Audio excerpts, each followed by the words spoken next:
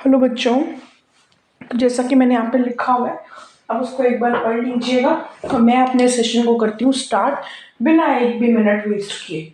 चलिए, एवोल्यूशन में बेटा मैंने आपको सबसे पहले कौन सी चीज़ पढ़ाई थी?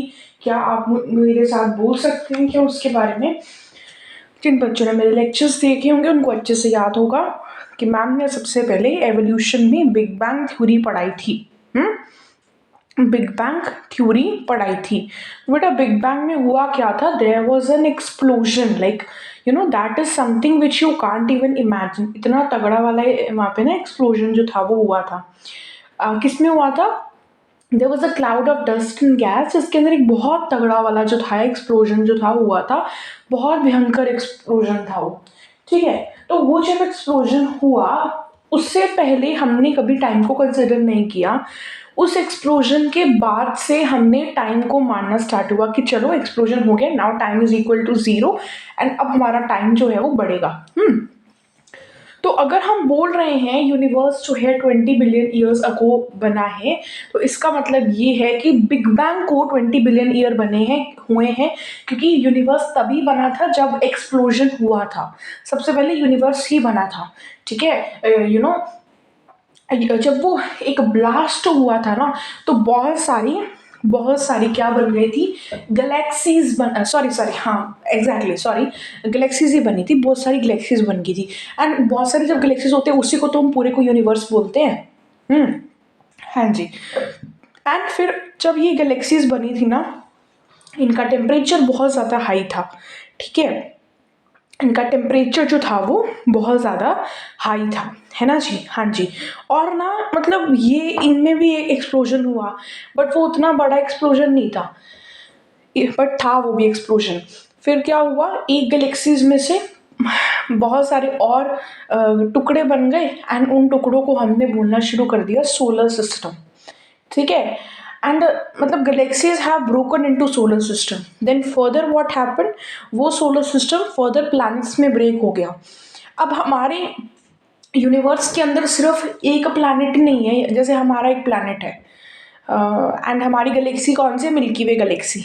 पहली बात तो ये है, मिल्की वे गैलेक्सी में ही बहुत सारे सोलर सिस्टम हैं उनमें से, और ऐसी गैलेक्सीज बहुत सारी हैं हमारे यूनिवर्स के अंदर। ठीक है, अनरीचेबल हैं वो। जिस गैलेक्सी में हम रहते हैं वो है मिल्की वे गैलेक्सी। उसके अंदर बहुत सारे सोलर सिस्टम हैं और उसमें से एक सोलर सिस्टम का पार्ट हम है, एंड उसमें भी we are the part of one single planet that is earth. हम लोग तो कहाँ पे घूम रहे हैं? हम तो बेटा अपने सोलर सिस्टम में भी नहीं पूरा अभी जा पाए हैं। वी हैव जस्ट हम अर्थ पे हैं, we have gone to Mars, we have gone to moon. इससे ज्यादा हम कहाँ गए हैं? इससे ज्यादा हम कहाँ गए हैं? ठीक है, तो we have gone only to these 3 places. ब्रह्मांड बहुत बड़ा है एंड वी नेवर नो कि कहीं और लाइफ हो, एंड वो जो वहां पर पहुंचना है, जरूरी थोड़ी अर्थ पे लाइफ हो, इतना बड़ा यूनिवर्स हो सकता है कहीं और भी लाइफ।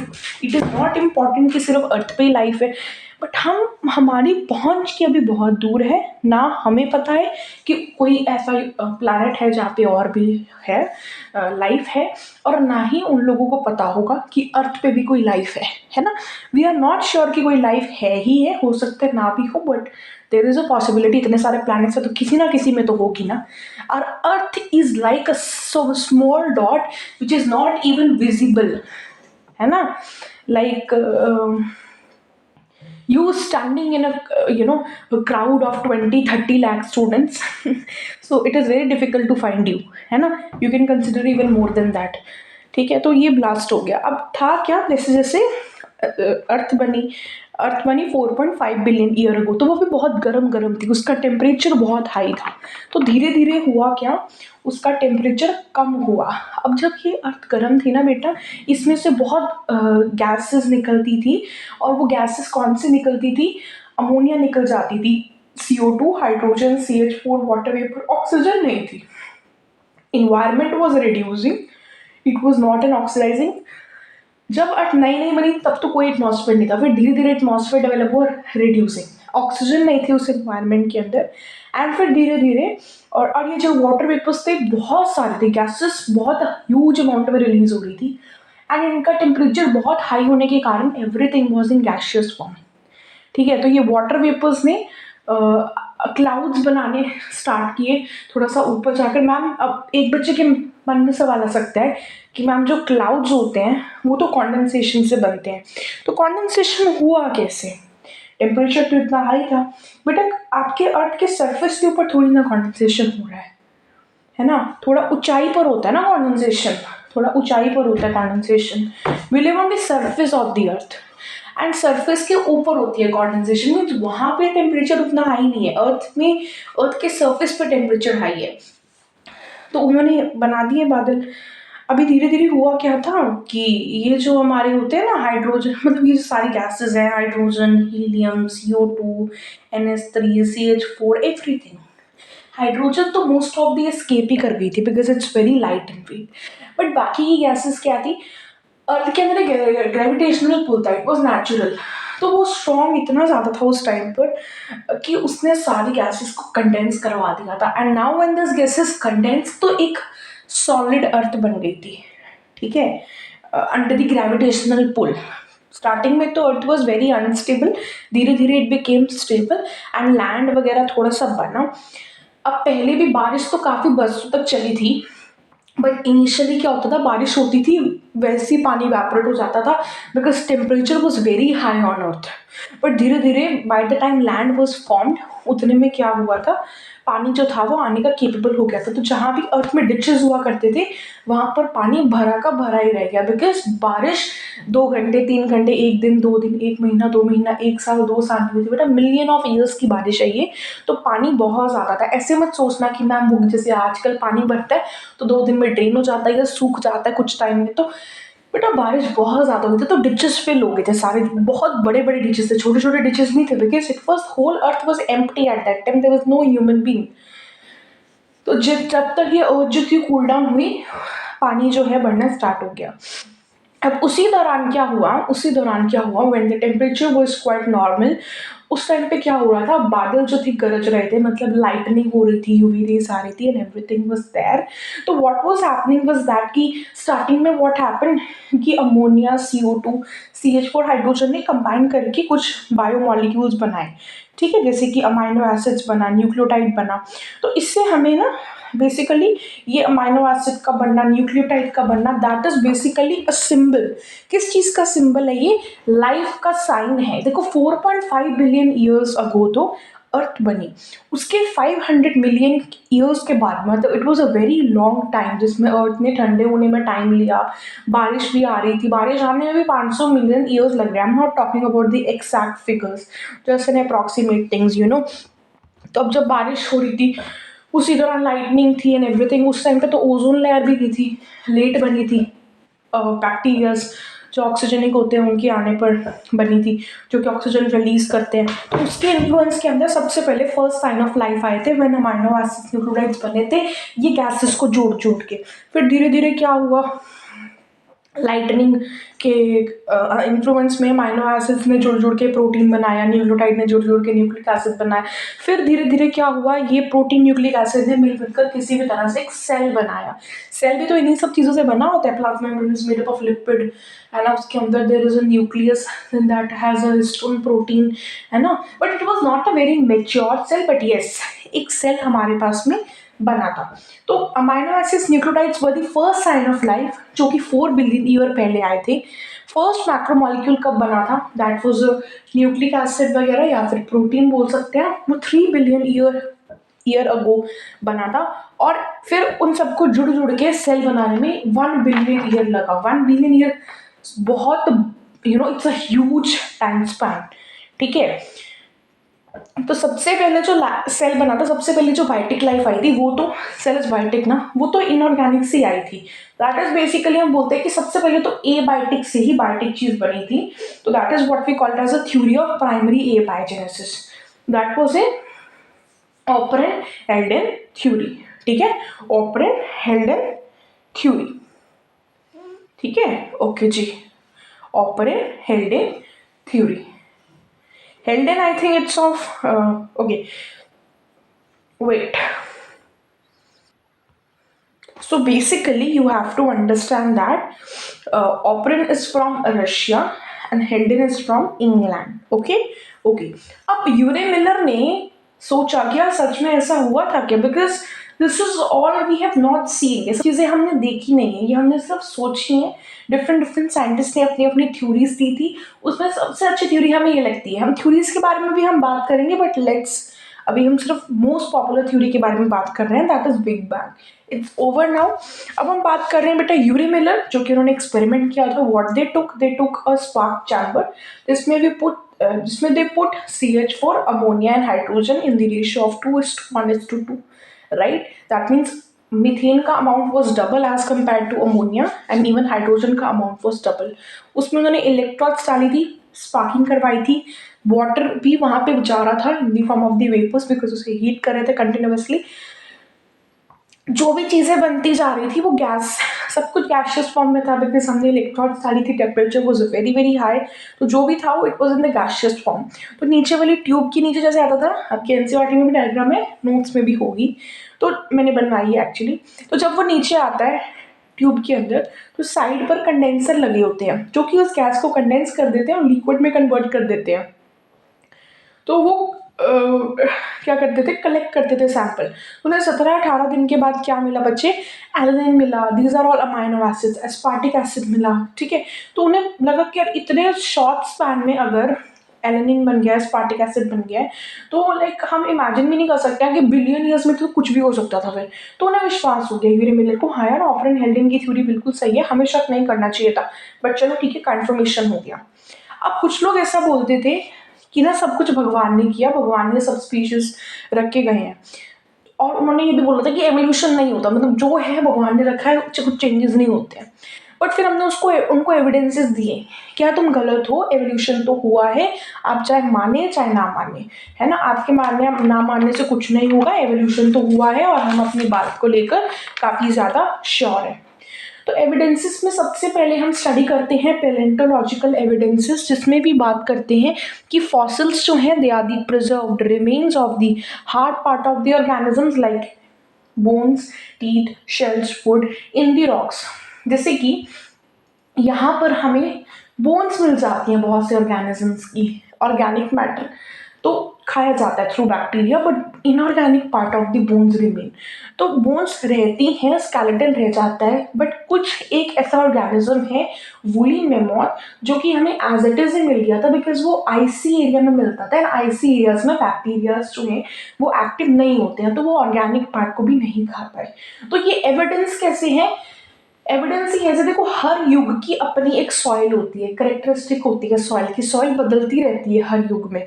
तो हमने देखा कि यार देखो जिस टाइम पे ये ऑर्गेनिज्म मरा था, तो ऑफकोर्स उसके ऊपर बहुत सारी मिट्टी आ गई होगी इतने सालों के अंदर, तो जमीन के अंदर वो दब जाएगा डेफिनेटली, बिकॉज उस टाइम पे देयर वर नो ह्यूमंस. जैसे सड़कें नहीं होती थी, इस सड़क पे मर गया तो पूरा टाइम वहीं पड़ा रहेगा, ऊपर कोई मिट्टी उसे आके दबा नहीं सकती है. No, land was like normal soil थी हर जगह पर. तो सॉइल पे तो आपको पता है कि सॉइल वाली जगह पे आप कोई पेपर रख दो या कुछ भी हैवी चीज रख दो, अब 25-30 दिन बाद देखोगे वो सॉइल के अंदर ढकी पड़ी है.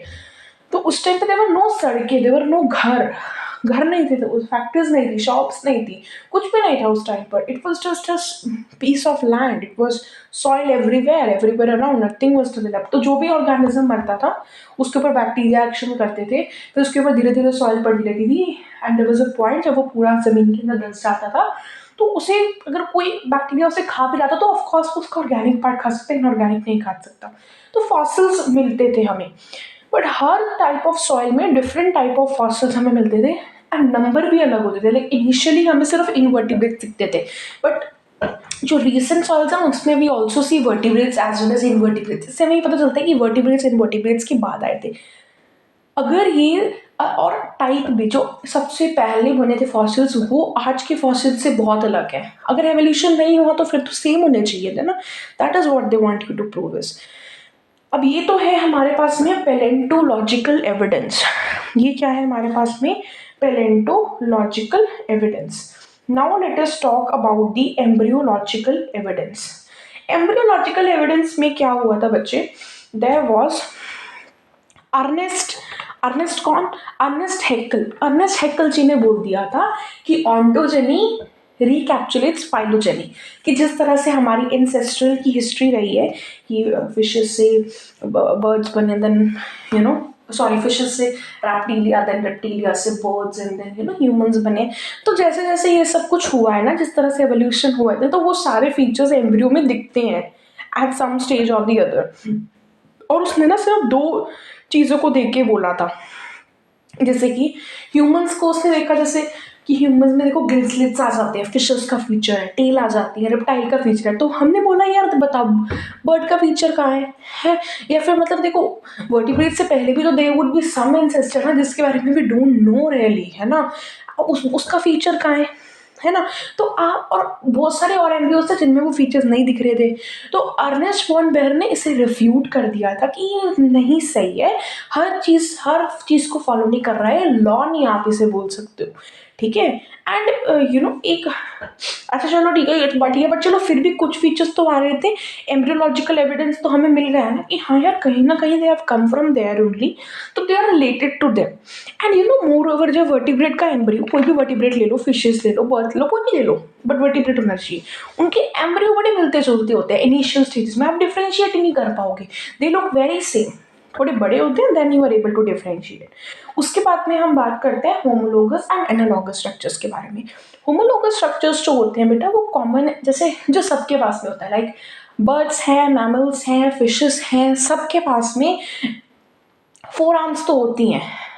जिनके पास जैसे फिश, उनके पास अगर फ्लिपर्स हैं किसी ऑर्गेनिज्म के पास में, तो उनकी फ्लिपर्स के अंदर होती हैं 4 आर्म्स। हमारे पास में प्रॉपर लिम्स हैं, तो हमारे लिम्स में 4 आर्म्स हैं। अगर कोई हमारे पास में विंग है बर्ड के पास में, तो उसके बर्ड में बोन्स हैं, 4 लिम्स हैं, बट अरेंजमेंट सब में अलग अलग होता है। तो 4 arm is basically there was one common ancestor जिसने सबको दिए हैं ये 4 आर्म्स, ठीक है। बट अगर आप पंखों की बात करते हो तो पंख सब में नहीं है, विंग्स सब में नहीं है, सिर्फ बर्ड्स में है, कुछ मैमल्स में, सारे मैमल्स में तो नहीं है। अगर वो किसी कॉमन वर्टिब्रेट इंसेस्टर से आए होते तो वो सबके पास में होते हैं। तो अभी क्या है कि जो फीचर्स कॉमन है, like let's take for example vertebrate heart. Homologous structures वो स्ट्रक्चर होते हैं जिनका एनाटॉमी सेम होता है, मतलब किस चीज़ के बने हुए हैं। Anatomy doesn't means arrangement, tissue की बात हो रही है, किस टिश्यू के वो बने हुए हैं, सिमिलर इन एनाटॉमी बट उनका फंक्शन अलग होता है। जैसे कि अगर फोरलिम्स विंग्स के अंदर है तो उनका काम है उड़वाने में हेल्प करना, फ्लाई करने में हेल्प करना। ह्यूमंस के अंदर है, हैंड्स के अंदर तो लिखने का काम करना है ना, पकड़ने का काम करना, और पैरों में भी होते हैं। तो basically we are talking about 4 arm, तो लेट्स स्टिक टू दैट। इसमें फ्लिपर्स है, उसमें तैरने में हेल्प करते हैं, तो फंक्शन उनके अलग है बट सब में है, ठीक है। But and like vertebrate heart सब में है, इट इज बट उसके हम स्ट्रक्चर की बात नहीं कर रहे हैं, उसके हम टिश्यू की बात कर रहे हैं, बट सब में उसका काम अलग है। किसी में वो वीनस ब्लड पंप कर रहा है, किसी में मिक्स कर रहा है, तो किसी में ऑक्सीजनेटेड पंप कर रहा है। ब्रेन सब में है बट फंक्शनिंग अलग है, किसी का ब्रेन क्रिटिकल थिंकिंग करता है, इट्स जस्ट ह्यूमंस जिनका ब्रेन क्रिटिकल थिंकिंग करता है, यूजुअली नहीं करता है, ठीक है। जैसे कोई प्लांट है, उसकी एक्सिलरी बड होती है, लीफ और स्टेम के बीच में बड होती है। तो in the case of bougainvillea वही बड जो है उसने थॉर्न बना ली है, और उसका पर्पस है प्रोटेक्शन। और वही कुकुरबिटेसी के अंदर उसने टेंड्रिल बना ली है सपोर्ट के लिए। तो दोनों ही बड से बनी है, मतलब दोनों एक ही तरह की चीज की बनी हुई है, बट उन दोनों के काम अलग अलग है, एक प्रोटेक्शन कर रहा है तो एक सपोर्ट कर रहा है, ठीक है। एनालॉगस का क्या मतलब होता है कि स्ट्रक्चर तो डिफरेंट है बट फंक्शन जो है सेम है। ऐसा पता है कब होता है, जब कोई चीज़ हमें कॉमन वर्टिब्रेट इंसेस्टर से नहीं मिलती, जैसे कि विंग्स नहीं मिलते, तो कोई बर्ड बना उसमें विंग्स, उसे उसे दिल मिला है कॉमन सबका, है ना, ब्रेन मिला है उसको, उसको 4 आर्म्स मिली हैं, बट उसको विंग्स नहीं मिली है। विंग्स उसने over the course of time खुद से अपने बलबूते पर डेवलप करे हैं। इसी तरह से अगर मैमल्स की कोई एग्जाम्पल ले लो, लाइक बैट ले लो या बर्ड्स में पिजन ले लो, तो they both have develop wings on their own. तो इनके जो विंग्स हैं ये होमोलोगस स्ट्रक्चर नहीं है, सिर्फ एनालॉगस स्ट्रक्चर्स है, फंक्शन इनके सेम है, दैट इज उड़ने का। इसे हम कन्वर्जेंट एवोल्यूशन भी बोलते हैं। फंक्शन इनका सेम है बट इनका स्ट्रक्चर अलग अलग है। इसी तरह से मैमल्स में भी हैव डॉल्फिन्स, बर्ड्स में भी हैव पेंगुइन, दोनों के पास में फ्लिपर्स हैं बट दोनों ने इंडिपेंडेंटली डेवलप करे हैं। अगर कॉमन वर्टिब्रेट इंसेस्टर से आए होते तो सबको मिले होते, बट सबको नहीं मिले हैं, ठीक है। अब ऑक्टोपस एंड ह्यूमन आई, इनका तो आपस में कोई लेना देना ही नहीं है। इनवर्टिब्रेट्स अलग हैं, वर्टिब्रेट्स अलग है, बेटा इतना डीप में नहीं सोचना है। मतलब I am not stopping you to think, but ये चीज़ें ना अभी हमें नहीं मालूम है। साइंटिस्ट जो है they are still researching on it. Even big bang is not real, we are just imagining thing. अभी अगर हम बहुत बड़ी बड़ी मोटी मोटी किताबें पढ़ने बैठेंगे, थोड़ा सा दिक्कत आ सकता है। तो मैं ही नहीं बोल रहा हूँ सोचो मत, definitely you ask doubts, think critically, deep में जाके सोचो, बहुत अच्छी बात है, सोचना चाहिए। बट एक पॉइंट पे आके हमें रुकना भी होता है ना। लाइक अब एवोल्यूशन है, एवोल्यूशन पे अगर आप आगे कुछ करेंगे, जूलॉजी डिटेल में पढ़ना चाहेंगे, है ना। आई एम नॉट श्योर एमबीबीएस में होता है या नहीं होता, but if you do PhD, you do specifically you study zoology, you specifically pick up the field of evolution, तो वो बहुत ज़्यादा डिटेल से स्टडी करते हैं। तो आप कोई 10-20 लेक्चर्स की स्टडी को आप पूरे साल की स्टडी के साथ में कंपैरिजन नहीं कर सकते हो। तो आप ये मत सोचना कि लाइक इनवर्टिब्रेट से ही कहीं ना कहीं वर्टिब्रेट्स आए होंगे, बट हमें नहीं जानना है वो। ठीक है, इफ़ यू आर क्यूरियस आप कहीं पे नेट पे देख सकते हैं अपने फ्री टाइम में, अपने ब्रेक टाइम में। मैं आपको रोकूंगी नहीं, because it's very good to think about things, है ना। अगर आप सोचोगे नहीं तो आपका मन जो है वो डेवलप नहीं करेगा, है ना। We are not just studying for the exam, we are studying for knowledge. But वो नॉलेज को एक पॉइंट पे आके हमें रोकना पड़ता है। मतलब एक पॉइंट जो आपकी बुक में लिखा है वो आपको सब समझना है, हर चीज़ को डिटेल में समझना है, वाई व्हाट सब पूछना है। बट कई बार हम बहुत ज़्यादा आउट ऑफ द बॉक्स चले जाते हैं, तो उसके लिए हमें अपनी टीचर्स को कंसर्न करना चाहिए। नेट पे स्क्रॉल करने के बजाय हमें किसी टीचर को बात करनी चाहिए, उनसे डायरेक्टली वो जाके डाउट पूछना चाहिए, है ना। अगर आप खुद सर्च करने बैठेंगे तो we won't be understanding it. Teachers जो हैं वो ऑलरेडी वो डिटेल में पढ़ चुके हैं, तो वो आपको ज़्यादा अच्छे से आंसर कर पाएंगे।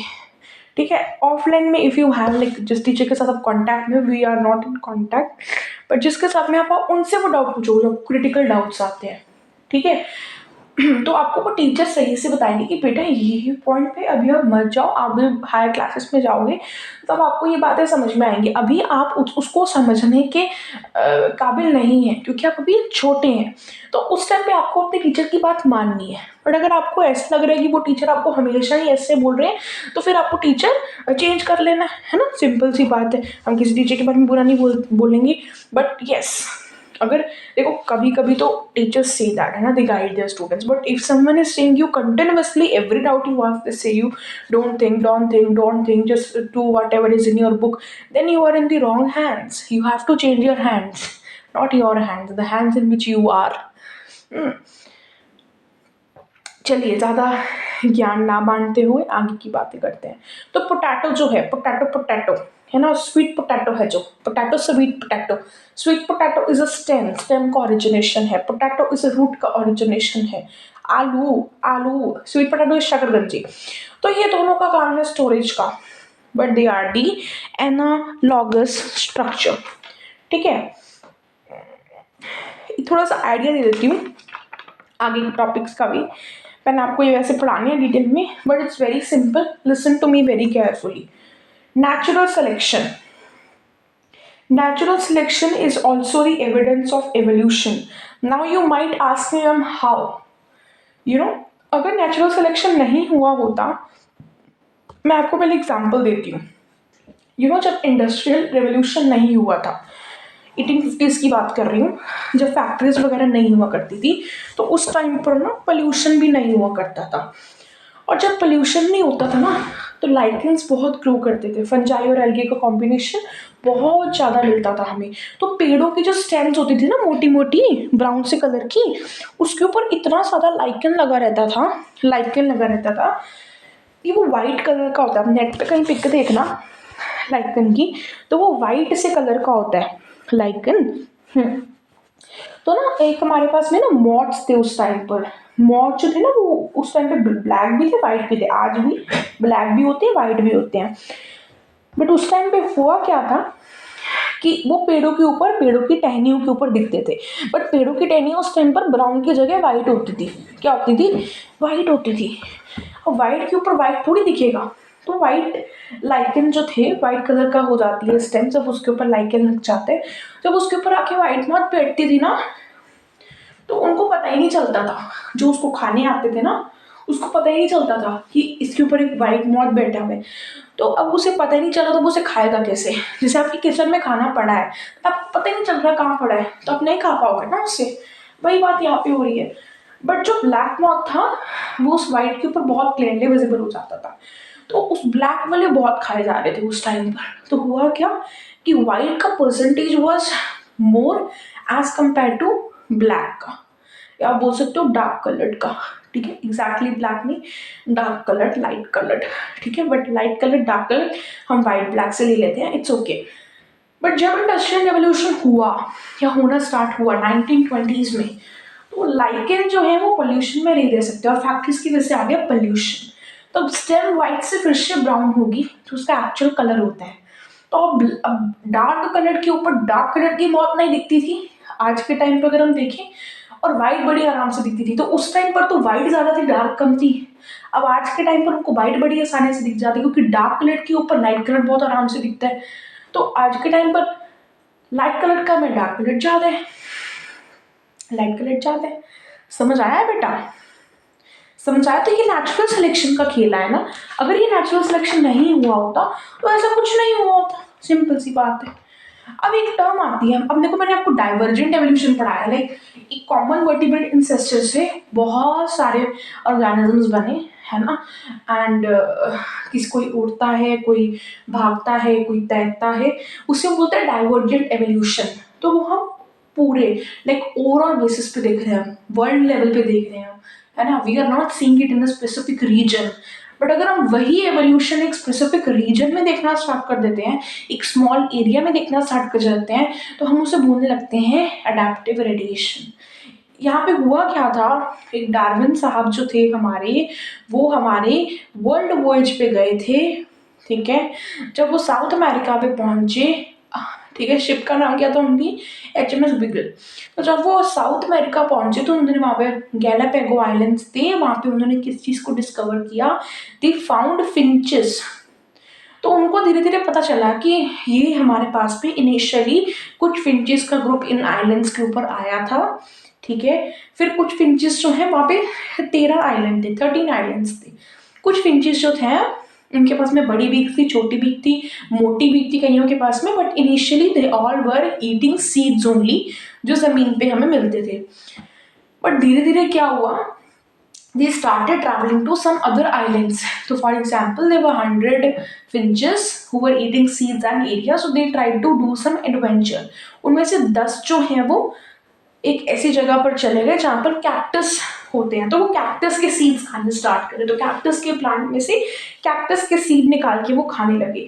अब जिनकी बीक्स तो लंबी लंबी थी ना, पतली पतली सी लंबी लंबी थी, उनके तो जो बीक्स थी वो प्लांट के अंदर घुस जाती थी एंड वो आराम से खा लेते थे। बट जिनकी मोटी मोटी थी वो नहीं खा पा रहे थे, तो वापस आ गए थे वो, है ना। तो पहले जब वो सीट पर रहते तो किसी की बीक बड़ी थी, छोटी थी, तो ना किसी को कोई फायदा था, नुकसान था। बट जब वो एक जगह पे चले गए जहाँ पे उनकी बड़ी बीक होने का उन्हें फायदा मिल गया, और वहाँ पे क्योंकि फिंचेस अब 100 नहीं थे, सिर्फ 5 या 10 ही थी, सॉरी 10 तो गई थी ना, तो 2 या 3 रह पाई थी, बाकी 7 वापस आ गई थी। तो कंपटीशन भी बहुत कम था, और वो डेवलप भी बहुत अच्छे से कर रहे थे। तो अब हुआ क्या, धीरे धीरे ये एक नई इनका, अब क्योंकि ये मीटिंग भी ऐसे बीक के साथ, एक ऐसी ऑर्गेनिज्म के साथ कर रहे हैं जिनकी बड़ी बीक है, तो इनकी बीक वाला फीचर क्योंकि अभी यूज कर रहे थे, तो ये विद टाइम और डेवलप होने लगा, इनकी बीक और अच्छी होने लगी, एंड देन वो और एक नई स्पीशी बन गए। ये हमें कैसे पता चला, क्योंकि अब ये फिंचेस स्टार्टिंग में तो एक ही थे, बट अब एक ग्रुप ऑफ फिंचेस जो कि कैक्टस खाता है, और दूसरा जो कि इंसेक्ट वाले खाता है, तीसरा जो कि नेक्टर को सिप कर रहा है, कुछ अभी भी सीड को क्रश कर रहे हैं, तो वो आपस में मेट नहीं कर पा रहे थे।